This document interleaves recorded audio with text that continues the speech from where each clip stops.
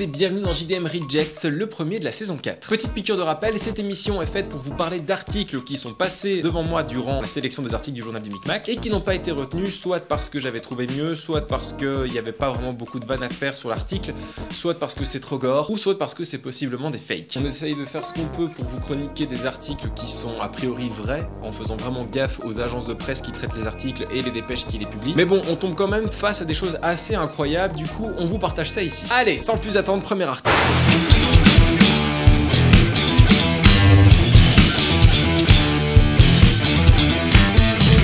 Alors pour ce premier article, nous allons partir en Bretagne et plus précisément au pays des elfes, à Brest, le fameux pays des elfes alcoolos. Oh, calme-toi, jeune breton, je déconne.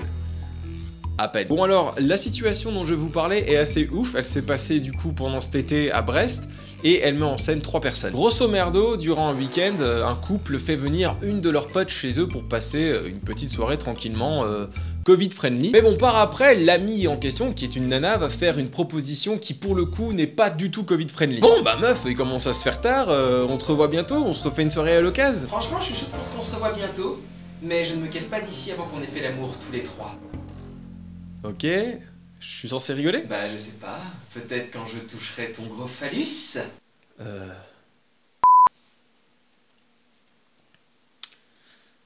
Waouh! Elle était... chaude! Bon alors, effectivement, hein, l'excuse du coronavirus pouvait bien passer à ce moment-là. Meuf, c'est chaud. T'es sûr? Sur le moment, le couple était complètement incrédule, il pigeait pas ce qui se passait. Mais bon, elle insistait quand même. Remonte ta jupe. Beaucoup. Tu vas attraper froid. Remets ton soutif. Hé, retourne-toi, la regarde pas! Passionnément. Oui, mais quand on parle aux gens, il faut regarder dans les yeux, non? C'est pas ses yeux que tu regardes, gros porc! Ah ouais non, elle y allait franco la meuf, hein. Elle commençait à faire des avances de plus en plus poussées, de plus en plus assistantes. Et bon, par après, le mec était un peu saoulé, donc il lui a quand même dit meuf, je suis désolé, hein, t'es super bonne, mais continue comme ça et j'appelle les flics. Moi, je me demande surtout ce qui se serait vraiment passé si sa femme était pas là, et qu'il était juste avec sa pote. Non, mais c'est pas bien ce que tu fais. Ah non, mais c'est bâtard, hein, je comptais sur toi pour pas faire ça. Ah, on va dire qu'il est fidèle. Et bon, par force d'insistance, ils en pouvaient plus et ils ont appelé les flics dans le but de la faire bouger de chez eux. Elle voulait pas bouger tant qu'ils avaient pas ken tous les 3. Vous réagiriez comment, vous, si ça vous arrivait une situation pareille? Ou est-ce que ça vous est déjà arrivé? J'ai hâte d'aller lire la section commentaires de cette vidéo, tiens. Par après, les flics ont débarqué chez eux et ils ont dit à la meuf de se rhabiller. Forcément, hein, on va commencer par là, et de rentrer chez elle. Du coup, tout s'est bien fini parce qu'au bout d'un moment, elle a quand même récupéré ses esprits et elle a fait wouhou. Ça va, j'arrête. Si ça se trouve, elle était droguée en fait. Peut-être que depuis le début, c'était le mec qui avait prévu cette mise en scène. Ouais, Francky, c'était quoi déjà le machin, tu m'as dit, qui était aphrodisiaque? Le GHB. Ok. Il y en a en pharmacie. Alors pourquoi je n'ai pas pris cet article? Eh bien tout simplement parce que sincèrement, je n'aurais pas vu beaucoup de sketch à faire là-dedans. L'histoire est pas bien longue, l'article est pas bien long, et ça reste assez loufoque ce qui s'est passé, mais c'est pas non plus exceptionnel. Il arrive parfois que des gens soient en chien. Mec comme fille. Donc tout est bien qui finit bien, et le couple va pouvoir reprendre leur petite vie tranquille. Et à mon avis, ils ne reverront plus leurs potes avant un bon moment. Je suis sûr que ça doit les soulager. Ouh, quelle soirée, hein. Heureusement que ça a pas été plus loin, hein. Ouais. Ouais, heureusement que ça n'a pas été plus loin.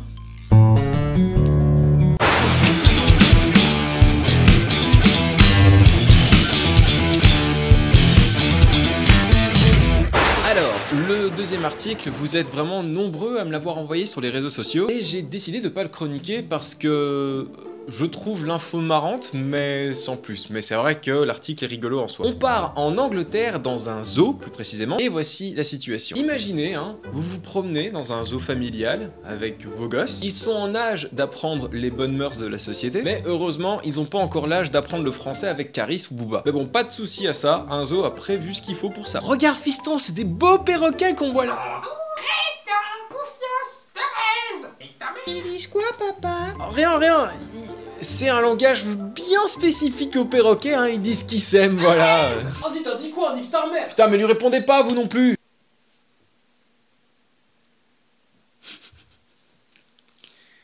Putain, fais chier, j'aurais aimé aller dans ce zoo. La légende raconte qu'ils vont bientôt faire un feat avec PNL. Du coup, le directeur du zoo a été mis au courant, et voilà ce qui s'est passé.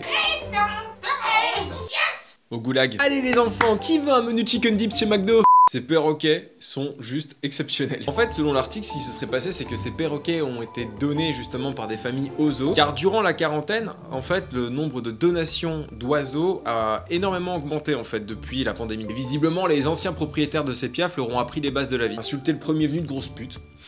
Ouais, comme nous quoi en fait. Du coup, ces oiseaux ont été mis à l'écart du zoo. Je sais pas s'ils ont été donnés à d'autres familles ou s'ils ont fini chez KFC. Donc voilà, je pense que vous comprenez pour quelle raison je n'ai pas pris cet article. Honnêtement, les sketchs auraient très vite tourné en rond, à base d'insultes et de grammaire très poétique en tout genre. La monétisation de ma vidéo aurait pas survécu plus de 2 minutes. Donc à mon avis, celle-ci va prendre très cher. En plus, il paraît que ce genre de phénomène arrive pas si peu souvent que ça en réalité, hein. Ça arrive apparemment tous les 5 ans selon l'article.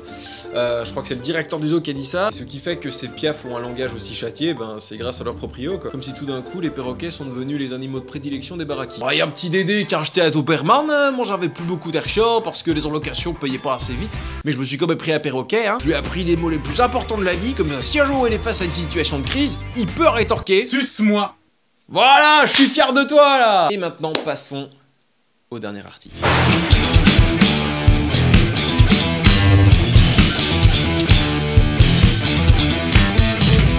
Alors, si je vous disais que un troll a failli tuer un bébé pour de vrai, est-ce que vous me croirez? Oui, ces trolls-là. Je vous explique. Dans l'article, il n'est pas précisé dans quelle région du monde ça s'est passé, mais en vue du nom de la personne concernée, alors soit ça peut s'être passé en Belgique ou en France, ou au Portugal. Vu qu'on part à la rencontre d'une certaine personne qui s'appellerait Texera, il me semble que c'est un nom portugais. En gros, il y a pas très longtemps, cette fameuse madame Texera a été faire des courses et elle en a profité pour acheter du gel hydroalcoolique, notamment pour sa fille. Mais le problème qu'il y a, regardez l'emballage du gel hydroalcoolique. Est-ce que vous devinez ce qui a dû se passer? Juste en regardant l'emballage. Est-ce qu'il est vraiment nécessaire que j'épilogue plus? Je vais le faire, mais est-ce que c'est nécessaire? Je pense que vous avez pigé ce qui a dû se passer. En gros, la mère confie sa fille à sa propre mère, donc à la grand-mère de la petite, et en fait, elle a juste pas lu l'emballage. Elle a vu le logo troll, des couleurs de partout, elle se dit que c'est de la compote. Ah, et la suite est tragique. Oh non, tu tousses beaucoup! Pourquoi tu deviens toute rouge? Oh là là là là là là.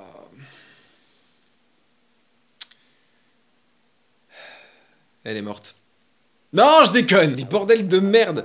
À quel moment vous trouvez que c'est une bonne idée de concevoir des emballages pareils pour du gel hydroalcoolique? Le gel hydroalcoolique, c'est un liquide très chimique. À quel moment tu le mets dans un emballage qui ressemble à un truc de compote? Ah, je peux te prendre une bière. Oh, pas ça, c'est de la vaseline. Quoi? Bon, là c'est complètement subjectif ce que je m'apprête à dire, mais à partir du moment où tu vends un produit qui est hautement chimique et qui n'a rien à faire, enfin qui n'a aucun rapport avec la nourriture, pour moi il est important d'emballer ça dans un flacon ou dans un conteneur qui ne fait surtout pas penser à de la nourriture. Et venez pas me dire, ouais, mais c'est la faute de la grand-mère, elle avait qu'à lire que c'était marqué gel hydroalcoolique sur le... Non, quand c'est emballé comme ça, on peut se planter. C'est comme appuyer sur le mauvais bouton de ta manette quand tu joues à un jeu vidéo. Tu fais pas spécialement attention, tu appuies, tu recommences le jeu sans faire exprès. Et puis c'est la grand-mère qui a donné le gel, hein.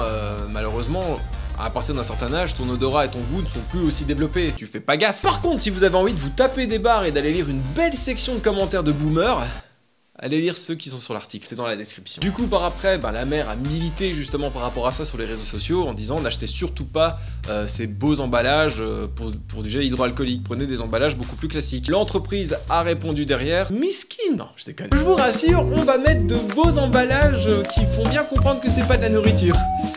C'est qui l'enculé qui nous a foutu dans la merde? Mais bon, comme je l'ai dit, plus de peur que de mal, la gamine est en vie. Alors si j'ai pas pris cet article, c'est tout simplement parce que je trouve que bon, certes, c'est intéressant d'en parler, mais c'est hyper grave ce qui s'est passé. Que des entreprises qui vendent des produits qui sont inflammables et très mauvais pour la santé, enfin toxiques pour la santé, décident d'utiliser des emballages qui se rapprochent à celles de quelque chose de consommable, c'est grave. Encore une fois, je n'ai pas vu dans quel pays ça s'est passé en lisant l'article. Si vous le savez, peut-être dites-le moi dans les commentaires. Mais bon, j'espère vraiment qu'une chose pareille ne se reproduira pas, parce que ça pourrait très bien se reproduire à nouveau. Mais bon, voilà pourquoi je n'ai pas parlé de cet article, hein. Personnellement, je trouvais pas ça spécialement drôle, mais néanmoins intéressant, et je trouve que c'est bien de vous en avoir parlé ici, parce que c'est assez important. Voilà, c'est tout pour ce JDM Rejects, le premier du coup de la saison 4, j'espère qu'il vous a plu. Je vous retrouve du coup le mois prochain pour le terrasse et pour 2 épisodes du journal du Micmac si tout va bien. N'hésitez pas non plus à me retrouver sur les réseaux sociaux ou venir m'aider financièrement sur Tipeee si vous souhaitez me donner un petit coup de pouce, j'en aurais bien besoin parce que c'est un peu la hesse en ce moment. C'est dans la description frère, n'hésite pas, fais-toi plaisir, il y a tous les réseaux qui te font. Je te remercie d'être encore là, n'hésite pas à t'abonner, à partager, à activer la cloche.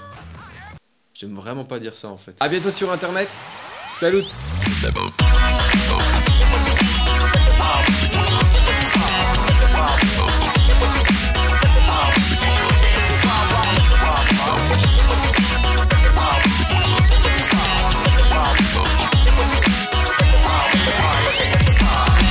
Down to earth.